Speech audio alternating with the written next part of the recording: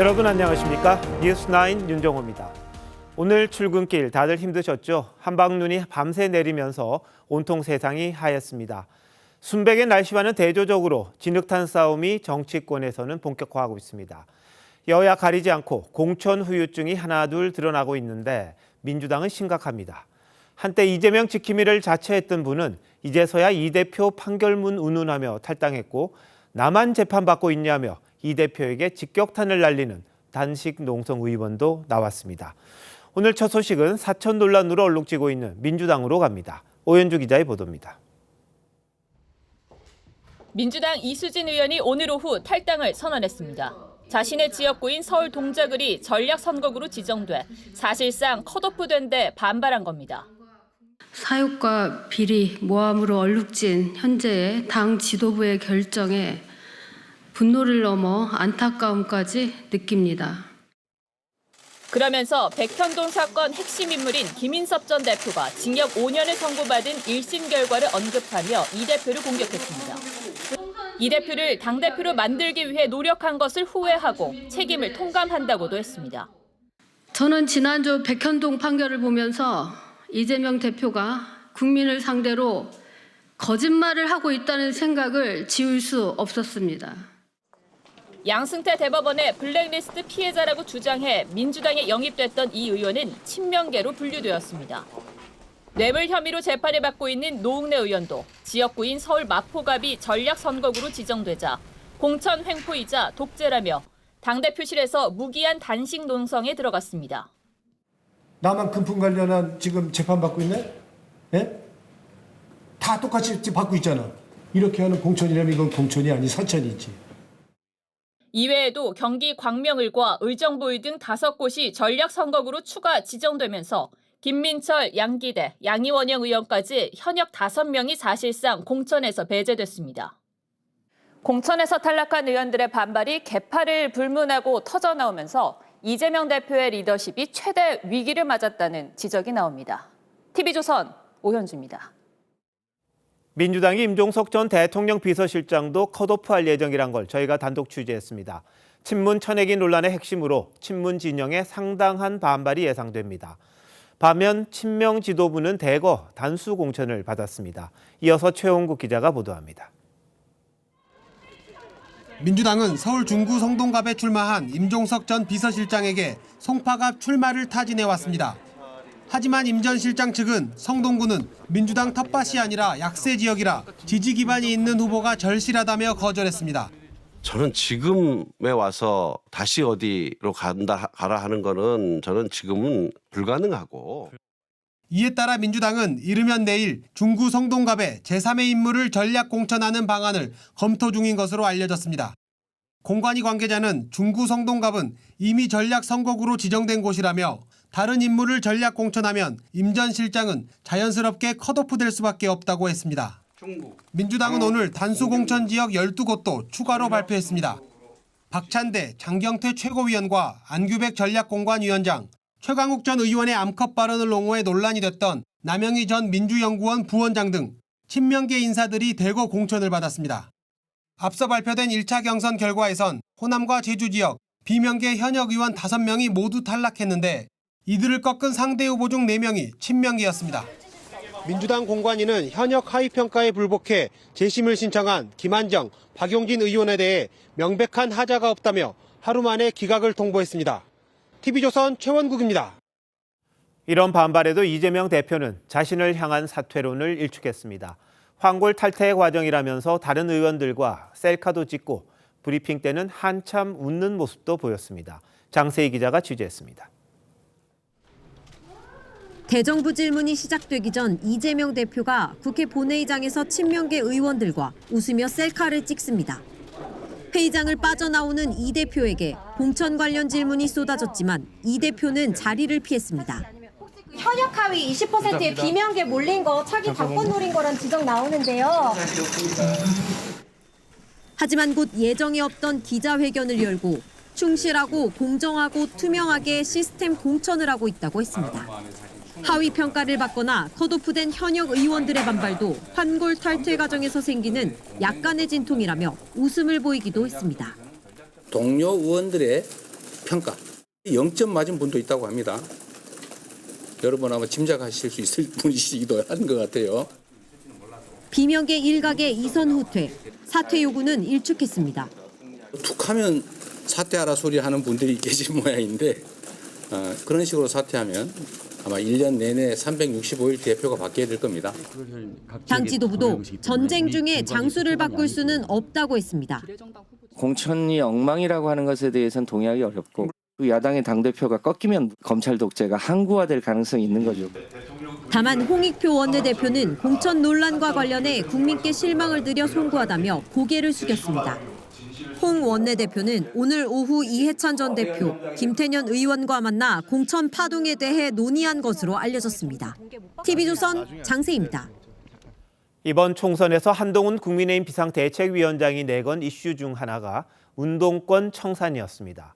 특히 민주당 정청래 최고위원의 지역구인 서울 마포을에 전향한 운동권 출신을 후보로 내세우려고 노력했었죠. 김경률 비대위원 이름이 거론됐던 이 지역에 미 문화원 점거 농성을 주도했던 함은경 민주화운동 동지회장이 출마하겠다는 뜻을 당에 전달했다고 합니다. 김미성 기자의 단독 보도입니다. 운동권 출신 전향 인사인 함은경 민주화운동 동지회장이 서울 마포을에 출마하기로 했습니다. 한동훈 비상대책위원장의 사천 논란이 불거지면서 김경률 비대위원이 불출마 선언을 한 지역입니다. 다시 한번 이 자리에서 죄송하다는 말씀을 올립니다. 오늘 함 회장은 여의도 당사에서 이철규 인재영입위원장을 만나 마포을 지역 출마를 수락했습니다. 함 회장은 TV조선에 국민의힘 입당서를 썼고 조직에서 원하는 것을 해줘야 하지 않겠냐고 했습니다.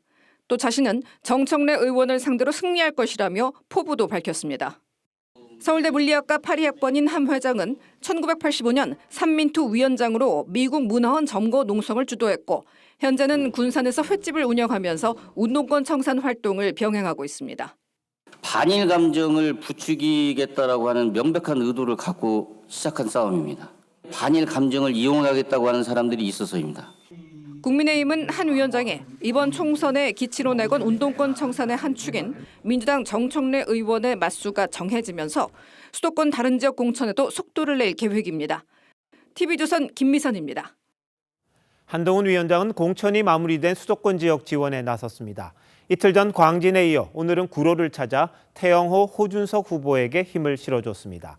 인천 계양을에선 국가대표 축구선수였던 이천수 씨가 원희룡 전 장관 후원회장을 맡는다고 합니다. 최민식 기자의 취재입니다. 청년 주거 공약 발표를 위해 구로를 찾은 한동훈 위원장이 구로가 호준석, 구로을 태영호 후보의 손을 들어올리며 승리를 당부합니다. 이분이 여기 꼭 이기셔서 이걸 완성하십시오. 그렇죠. 구로에서 반드시 태영 호준석이 승리해서 구로 정치 교체하고 철도 교체하고. 한 위원장은 총선 12호 공약으로 청년 나이 기준을 34살에서 39살로 올리겠다고 했는데 주거 지원 사업 등 청년 정책 수혜자를 최대한 늘리겠다는 겁니다. 출산에 대한 연령이 높아지고 있잖아요. 여러 가지 어려움 때문에 그런 점들을 반영해야 한다. 지원의 대상이 확대되게 된다는 의미가 있습니다. 한동훈 비대위원장은 후보들이 확정된 서울 광진과 구로에 이어 내일은 원희룡 전 장관이 단수 공천을 받은 이곳 인천 계양을을 찾을 계획입니다.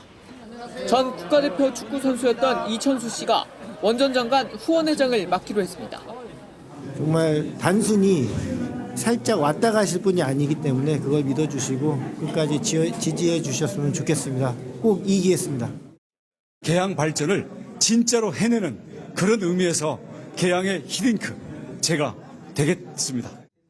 원 전 장관과 공천 경쟁자였던 윤영선 전 당협위원장은 지지를 선언했습니다. 이 시간 이후 저와 원희룡 동지는 하나가 아닙니다.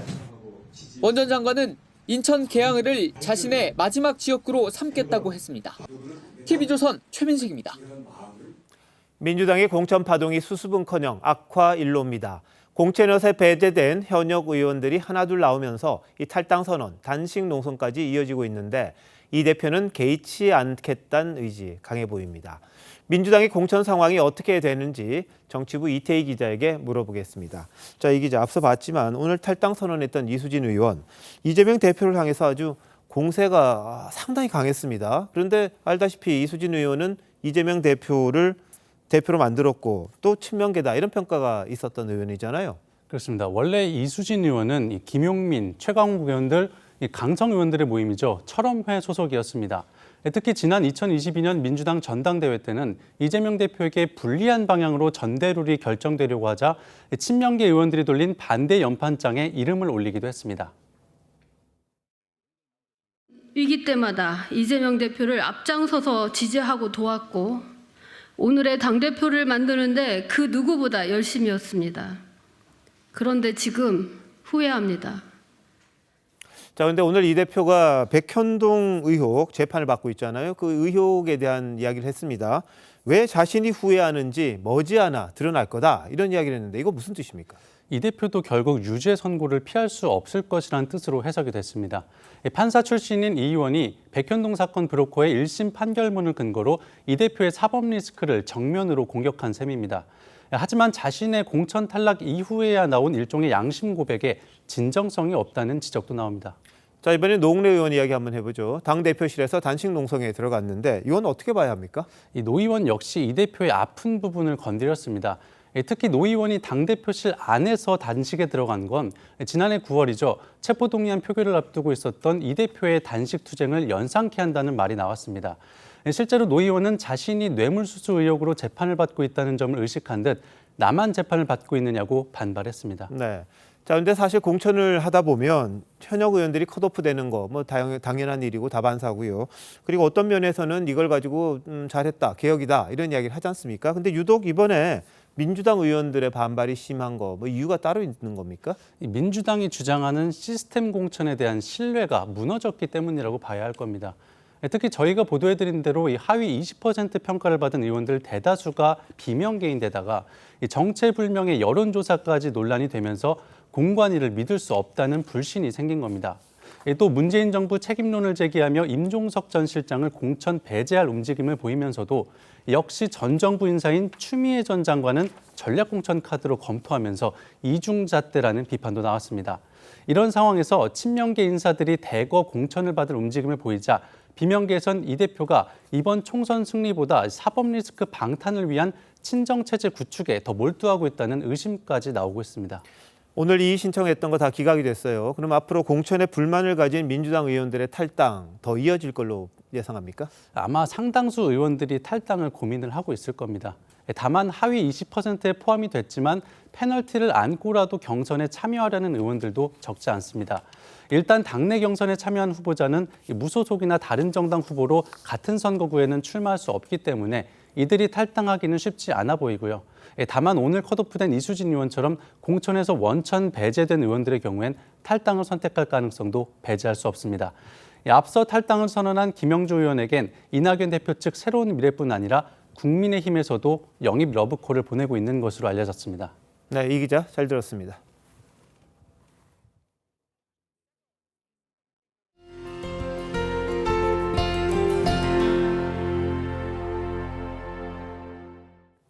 전공의 공백 상태가 3일째입니다. 의료 현장엔 오늘도 크고 작은 혼란이 이어졌고 의사단체와 정부의 극적인 타결을 바라는 목소리 커지고 있습니다.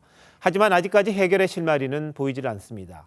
의사협회가 잠시 전 대통령실 앞에 모여서 의대 증원 철회를 요구하는 집회를 열었습니다. 취재기자 연결합니다.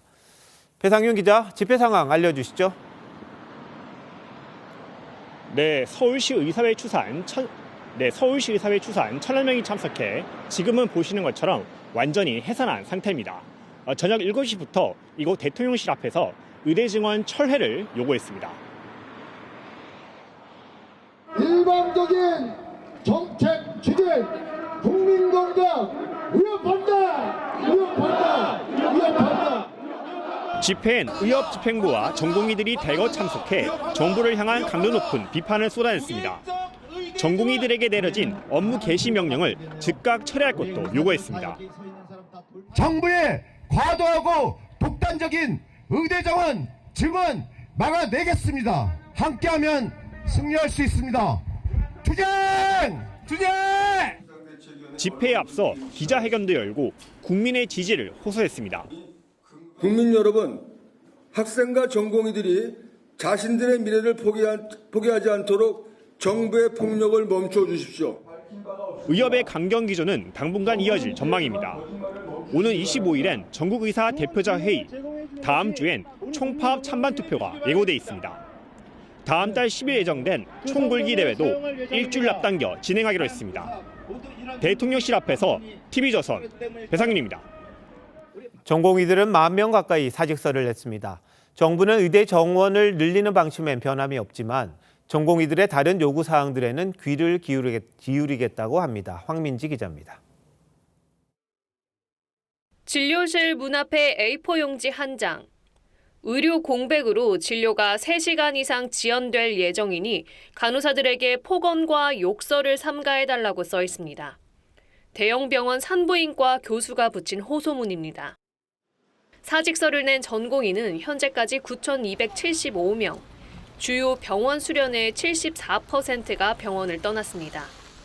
휴학계를 낸 의대생도 18,793명, 전체 의대생 10명 중 6명입니다. 정부는 전공의 6,038명에게 업무 개시 명령을 내리고 이들의 답을 기다리고 있습니다. 대화로 문제를 풀자고 호소하며 전공의들의 요구에 귀를 기울이겠다고 약속했습니다.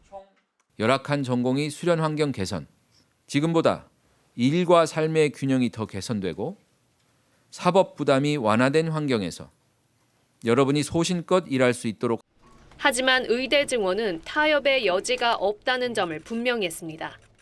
현재 우리나라의 의대 정원은 30년 전인 1994년보다도 적습니다. 온 국민이 저는 현재 압도적으로 지지하고 있다 이렇게 생각합니다. 고령화 시대에 의료 수요가 크게 늘어나는 만큼 의사 수가 늘어도 지금 전공의들이 해야 할 일은 많다고 정부는 강조합니다. TV조선 황민지입니다. 오늘도 수술은 연기되고 진료는 늦춰졌습니다. 환자들은 속수무책입니다. 진료 과부하는 대형 병원을 넘어 최후의 보루로 여겨지는 공공병원까지도 확산하고 있습니다. 송민성 기자입니다. 병상 827개를 갖춘 보람의 병원입니다. 공공병원이지만 이곳 전공의들도 대다수 떠나 입원이 여의치 않습니다. 폐암 수술하고 약간 퍼졌다고 그래서 방사선 치료를 30번 하고 의사가 없어서 입원을 못할 수도 있다고 그래서 다 죽게 생겼어요. 국립중앙의료원엔 다른 병원에서 퇴짜를 맞은 환자들이 몰립니다. 골다가 서구만 왔다 갔다 나가고 왔어요. 여기 응급실로 좀 오신 이유가 있으세요? 딴데 병원에 이게 의사가 안 돼서. 하지만 이곳에서도 의료 공백의 조짐이 엿보입니다. 주치 선생님은 보시고 간호사 같이 하는데 전공의도 왔었어요. 같이 주치 선생님은. 지금은 안 오시더라고요. 공공병원 상황을 보셨는데요. 전공의 공백 3일째를 맞아 이 대형 병원들의 사정도 나아질 기미를 보이지 않고 있습니다. 이틀 정도 연기됐어요. 연기가 나왔을 때 코를 30% 정도 줄이고 하셨다는 것 같아요. 6시 25분 기습하거든요. 원래는 벌써 끝나고 가야 되거든요. 지금 아직도 여기 다녀요. 구미에서 올라온 60대 환자는 헛걸음을 했습니다. 의사가 그만뒀다 그러더라고요. 여기과 의사는 지금 안 되니까 진료가 다시 하라고 연락이 오고. 심장 수술도 기약 없이 미뤄집니다. 심장에 구멍이 있어서 근데 다음 주에 할 건데 연기됐어요. 언제가 될지 모른다는. 정부는 보건의료 위기 단계를 격상할 방침입니다. TV조선 송미선입니다. 온 세상이 하얗게 변했습니다. 설경이 보기에는 좋았는데 사고가 속출했습니다. 우선 서울에서는 밤사이 14cm 가까이 쏟아지면서 출근길 지하철은 지옥철로 변했습니다. 열차 운행이 절반 이상이 지연된 탓이 컸는데요. 겨울에 이 정도 눈이 내리는 게 이례적인 것도 아니고 또 기상청이 전망하지 못했던 것도 아닌데 왜 이런 상황이 벌어진 건지 전정훈 기자가 취재했습니다. 평소에도 붐비는 지하철 5호선 광화문역이 오늘은 더 미어집니다. 숨 쉴 틈 없이 가득 찬 전동차의 문이 열리자 승객들이 튕겨져 나옵니다. 승강장엔 열차 지연을 알리는 안내 방송이 나오고 5호선 진공행 열차가 지연을 타고 있습니다. 전광판엔 다음 열차가 10분 뒤에야 도착한다는 안내가 뜹니다. 평소 출근 시간대 3분에서 5분이던 운행 간격이 벌어지면서 지옥 처리된 겁니다. 네, 오늘은 15분, 20분 걸렸던 것 같아요. 움직이지도 못하고 어떻게 계속 사람들이 밀려 타는 상황에서 거의 숨도 못 쉴 정도로 힘들었었습니다. 서울 지하철 5호선은 첫 차부터 운행이 늦어지면서 한때 25분 가까이 지연됐습니다. 문제는 5호선만이 아니었습니다. 지하철 1, 2, 3, 4호선과 7호선도 전력 공급, 승강기 안전문 고장 등으로 운행 간격이 최대 30분까지 벌어졌습니다. 전력을 공급하는 전차선에서 약간 눈이 녹고 이게 얼게 되면서 전력 공급이 좀 차질이 빚어져서 지연이 좀 발생했습니다. 어제 저녁 대설특보가 내려진 상황에서 운행 당국의 안이한 대처가 출근길 대란을 키웠다는 지적입니다. TV조선 전정원입니다. 안타까운 사고도 이어졌습니다. 주택가 경사로에서 눈에 미끄러지는 차량을 몸으로 막으려던 30대 남성이 자신의 차에 깔려서 참변을 당했습니다. 빙판길 사고는 임서인 기자가 전하겠습니다. 한 남성이 미끄러져 내려오는 차를 온몸으로 버티려고 하지만 함께 밀려 내려갑니다. 결국 골목길에 주차된 다른 차 사이에 낍니다. 놀라 뛰쳐나온 편의점 주인이 상황을 신고하려고 다시 안으로 들어갑니다. 꽝소리 하길래 사고 나서 이제 사람이 밑에 들어갔으니까 빨리 그거 구조해야 되겠다는 생각 때문에. 오늘 새벽 4시쯤 서울 금천구의 한 주택가에서 30대 남성 A씨가 차량 사이에 끼었습니다. 사고가 난 곳입니다. A씨는 내리막길을 따라 미끄러지는 차량을 막아 세우려다 변을 당했습니다. A씨는 인근 병원으로 옮겨졌지만 숨졌습니다. 정차된 상태에서 본인이 하차해서 차량이 뒤로 오니까 뒤에 있는 주차된 차와 본인 사이에 끼인 사고죠.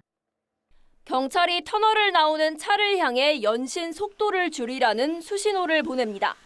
오늘 새벽 1시 20분쯤 서울 북악터널을 나오다 눈길에 미끄러진 택시를 뒤따르던 SUV 차량이 들이받는 사고가 일어났습니다.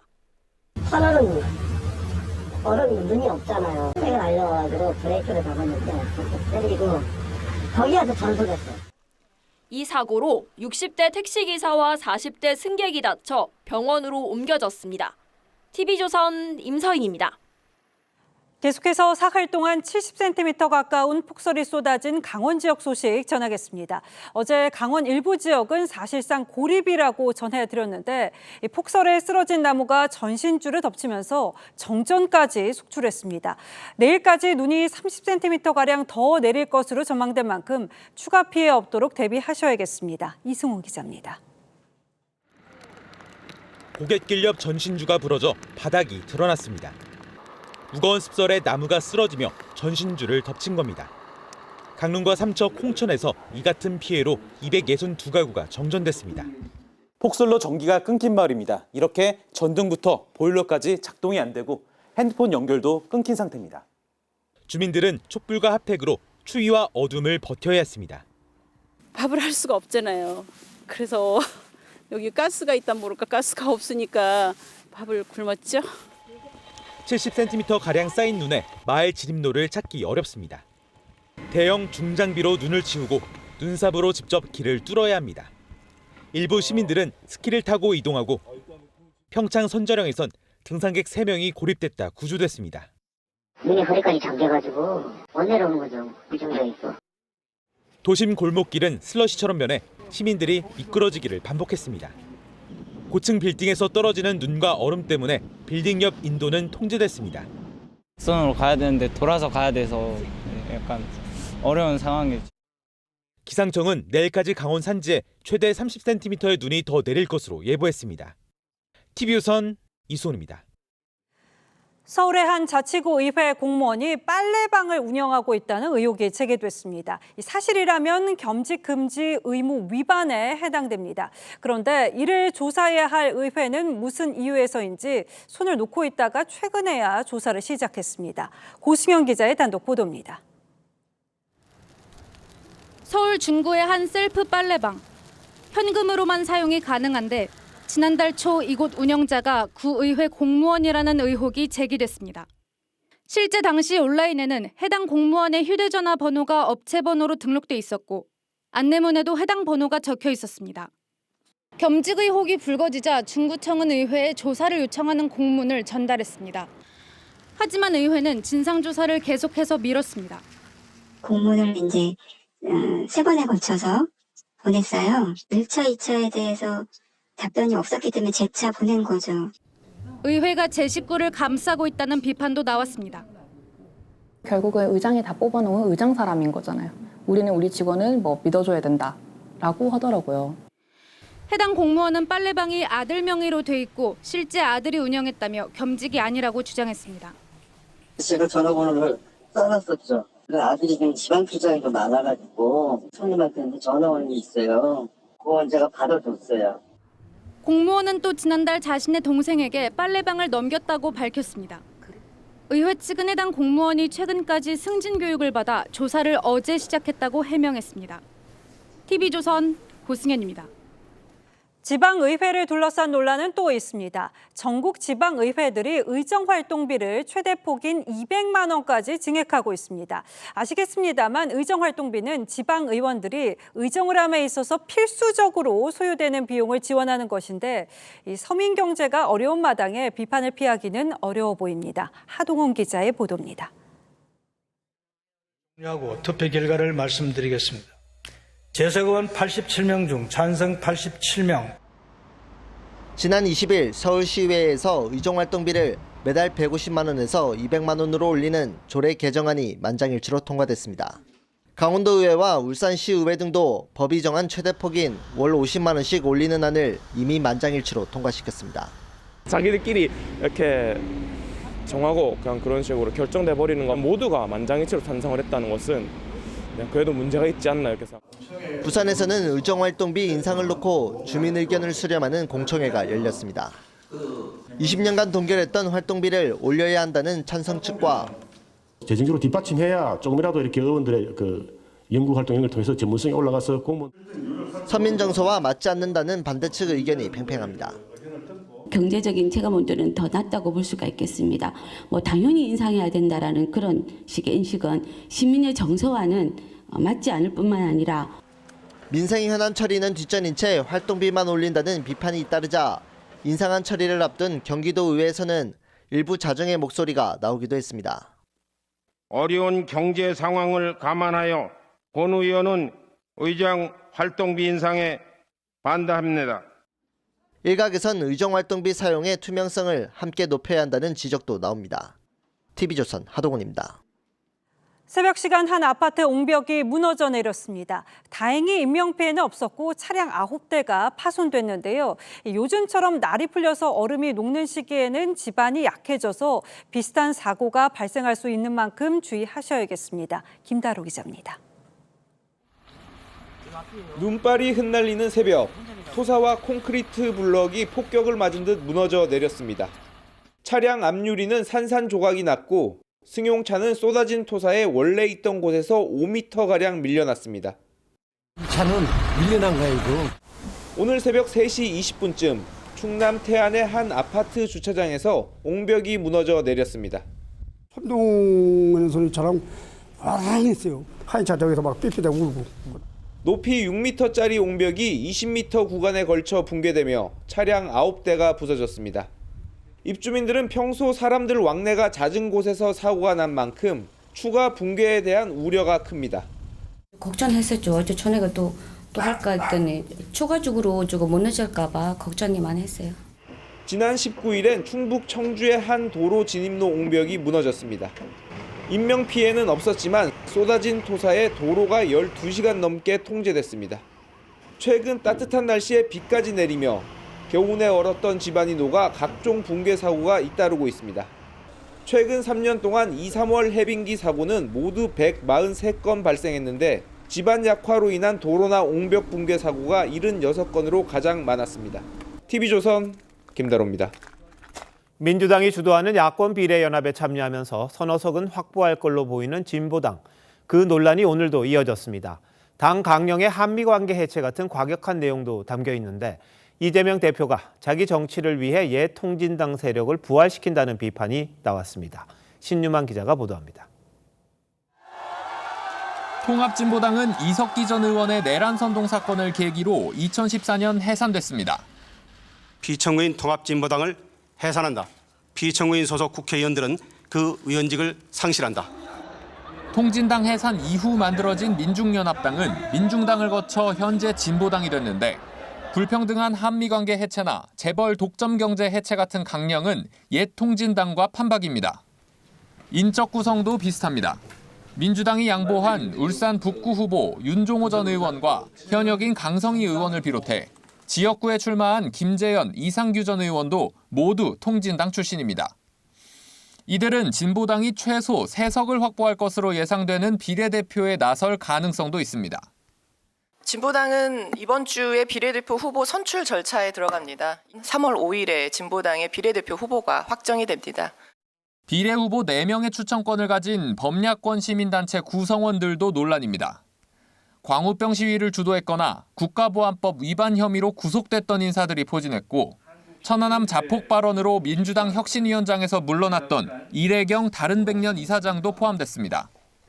민주당 내에서는 중도층이 다 떠나갈까 걱정된다는 우려가 나왔고 국민의힘 한동훈 비대위원장은 이재명 대표가 자기가 살기 위해 통진당 세력을 부활시킨다고 비판했습니다. TV조선 신유만입니다. 윤석열 대통령이 올해를 원전산업 재도약의 해로 선언하고 8조 원 넘는 추가 지원책을 발표했습니다. 창원과 경남의 소형 모듈 원전 SMR 클러스터를 조성해 새로운 수출 거점으로 만들겠다는 청사진 내놨습니다. 유혜림 기자입니다. 3조 원 규모의 이집트 엘다바 원전 사업 수주에 이어 루마니아 3중 수소 제거 설비 사업까지 지난 2년간 우리나라가 수출한 원전 설비 규모는 총 4조 원으로 지난 정부 5년간 수출액의 6배에 달합니다. 원전 일감이 늘어나면서 창원을 중심으로 한 원전 생태계가 지금 빠르게 활력을 찾고 있습니다. 정부는 올해를 원전 재도약의 원년으로 만들겠다며 추가 지원책을 내놨습니다. 3조 3천억 원 규모의 일감과 특별금융 1조 원을 지원하고 연구개발에 4조 원 이상 쓰겠다고 밝혔습니다. 차세대 원전으로 주목받는 소형 모듈 원전 SMR의 독자 기술 개발을 위한 예산도 9배 늘립니다. 부지에 건설하는 대형 원전과 달리 SMR은 공장에서 만들 수 있어 국내에서 생산해 해외로 수출하는 것이 가능합니다.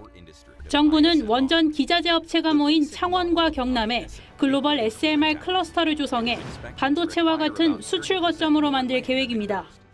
반도체처럼 전 세계 다양한 SMR 모델을 이곳 창원에서 생산해 수출하는 시대가 열릴 수 있습니다. 창원에 그린벨트를 풀어 방위원자력 융합 국가산업단지를 만들고 거제에는 문화예술, ICT, 바이오 산업 거점을 조성합니다. TV조선 유혜림입니다. 중국에서 컨테이너선이 다리를 들이받아 상판이 무너지는 사고가 났습니다. 다리 위를 지나던 차량 5대가 그대로 추락해서 5명이 숨졌습니다. 황정민 기자입니다. 다리 한가운데가 뚝 끊겼습니다. 선박 위로 추락한 버스는 형체를 알아볼 수 없을 만큼 부서졌습니다. 현지 시간 오늘 새벽 5시쯤 광저우시 난사구 홍치리 수로에서 컨테이너선이 리신사대교를 들이받아 상판 일부가 무너져 내렸습니다. 난하이구에서 출발한 선박이 다리 아래를 지나다 교각과 충돌한 겁니다. 사고 당시 다리를 건너던 버스 한 대와 오토바이 한 대, 차량 3대가 상판과 함께 추락했습니다. 사고 직후 2명은 숨졌고 실종자 3명도 수색 끝에 숨진 채 발견됐습니다.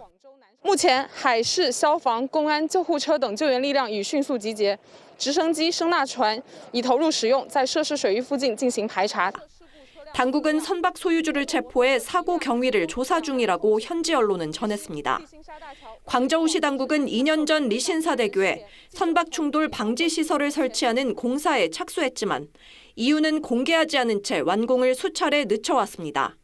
TV조선 황정민입니다. 프로야구 한화가 류현진과의 계약을 발표했습니다. 8년 170억입니다. 류현진이 계약 기간을 모두 채울 경우 45세까지 한화 유니폼을 입게 되는 건데요. 이렇게 되면 송진우 선수가 세운 최고령 출장 기록을 경신하게 됩니다. 성민혁 기자가 보도합니다. 12년 만에 주황색 한화 유니폼을 다시 입은 류현진. 절로 웃음이 나옵니다. 12년 만에 돌아와서 너무 기분 좋고요. 제가 미국 가기 전에 꼭 하나로 돌아와서 선수로 마무리하겠다는 약속을 지킬 수 있게 돼서. 배우도 프로야구 역대 최고입니다. 8년 170억 원으로 두산 양의지의 152억 원을 뛰어넘었습니다. 더 놀라운 건 8년이라는 계약 기간입니다. 87년 3월생 37살인 류현진이 계약 기간을 채운다면 송진우가 보유한 최고령 경기 출전 기록을 뛰어넘게 됩니다. 선수를 되게 오래 보고 싶었고요. 한화에서 KBO의 영원한 상징적인 투수가 하나 있었으면 좋겠다 이런. 여기에는 구단별 연봉 상한선, 셀러리 캡이라는 현실적인 고민도 있었습니다. 연봉이 높은 류현진의 계약 기간을 늘려 셀러리 캡을 맞추려는 시도도 엿보입니다. 전성기 시절 시속 150km를 넘게 던졌던 류현진의 지난 시즌 직구 평균 구속은 142.5km로 KBO 평균과 비슷합니다. 하지만 칼날 같은 제구의 다양한 구종까지 보유한 만큼 여전히 타자들을 긴장시킬 거란 기대가 큽니다. 친정팀으로 돌아온 류현진은 내일 바로 동료들이 전지훈련 중인 일본 오키나와로 출국합니다. TV조선 성력입니다.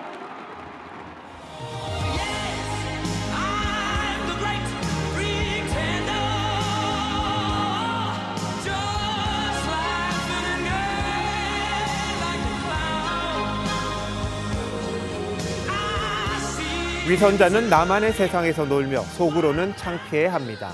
이런 위약자도 있습니다.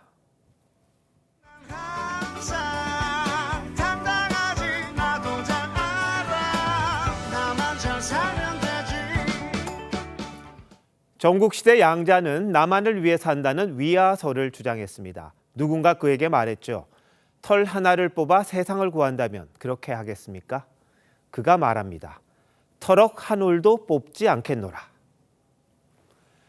이재명 대표는 이런 말을 했습니다. 정당의 힘은 다양성에서 나온다. 다름은 제거의 대상이 아니라 자산이다. 그러면서 약속했습니다. 우리 박용진 후보도 공천 걱정하지 않는 그런 당 확실하게 만들겠습니다. 박용진 의원이 공천평가 하위 10%를 받았습니다. 탈락이 유력한 낙제점입니다. 그는 지난 총선에서 민주당 서울 득표율 1위를 했습니다. 유치원 3법도 통과시켰죠. 개파에 줄 서지 않고 입 바른 말로 건강한 내부 비판을 해왔습니다. 그가 어떤 근거로 하위 10%가 됐는지 본인은 모릅니다. 채점표가 공개되지 않기 때문입니다. 심지어 공천관리위원장한테도 오지 않는답니다. 점수하고 총점하고 총점의 그 등수 있잖아요. 요거 하고 그 한 장을 받습니다. 어제 의원총회는 낙제평가가 집중된 비명계의 성토로 들끓었습니다. 밀실 비선의 사천 의혹과 사당화 비판이 이어졌습니다. 김부겸, 정세균 전 총리들은 이 대표가 강조했던 시스템 공천이 훼손되고 있다는 입장문을 냈습니다. 공천 논란을 이 대표는 가죽을 벗기는 혁신의 고통이라고 했습니다. 민주당 싱크탱크 부원장을 지낸 인사가 반박했죠. 비명의 가죽을 벗겨 찐명의 점퍼를 만들고 있다. 양자의 동생이 흰옷을 입고 나갔다가 비에 젖어 검은 속옷바람으로 돌아왔습니다. 개가 지저대자 때립니다. 양자가 꾸짖었자죠. 개가 나갈 때 흰 털이었다가 돌아올 때 검은 털이었다면 너라도 이상하지 않겠느냐. 이 대표가 했던 선언을 2년여 만에 들어보는 기분 묘합니다. 민주당의 이재명이 아니라 이재명의 민주당으로 만들어 가겠습니다. 그렇게 된 걸까요? 2월 22일 앵커 칼럼 오늘 나 홀로 산다였습니다.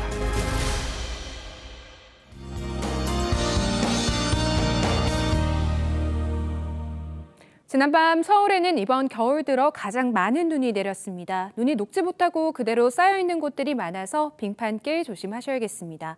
수도권과 강원 내륙은 오늘 밤사이 눈과 비가 대부분 그치겠고요. 영동과 경북 북부는 내일까지 많은 눈이 이어지겠습니다. 강원 산간에 최고 15cm 이상, 강원 동해안과 경북 북부 동해안, 또 북동 산지에도 5에서 10cm가 예상됩니다. 일부 남부지방은 내일 아침까지 비가 내리겠습니다. 강풍특보가 발효 중인 영남 해안은 오늘 밤까지, 제주는 내일 오전까지 강풍이 불겠습니다. 기온이 차츰 떨어지면서 내일 아침 중부를 중심으로 영하권 추위가 나타나겠습니다. 서울이 아침에 영하 2도 보이겠고요. 한낮에는 서울이 영상 6도로 오늘보다 4도가량 높겠습니다. 물결은 최고 4, 5m 안팎이 되겠고 해안가로 높은 너울이 밀려들겠습니다. 전남과 제주는 주말 동안에도 비가 내리겠고요. 그 밖의 지역은 대체로 흐리겠습니다.